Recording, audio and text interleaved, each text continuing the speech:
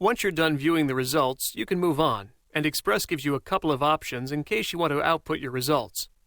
You can generate an HTML report, as well as an eDrawings file.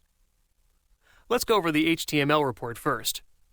As soon as I press Generate HTML Report, Xpress automatically grabs images from each of the plots and creates the report. While Xpress doesn't support customization of the report, the full versions of Simulation are extremely customizable. Note that this report was created in the same location as the Xpress analysis results specified in the Options section when we first started the wizard.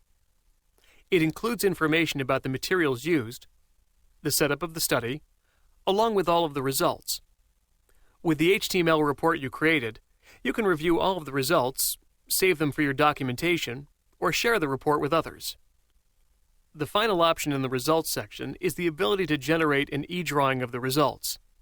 An eDrawing is a very lightweight document that lets anyone with a computer open and view your SolidWorks designs in 3D. The great thing about eDrawings is that they do not even need to have SolidWorks installed to open it. It can be opened using the free eDrawings viewer. I can click the arrow and then save the eDrawings file.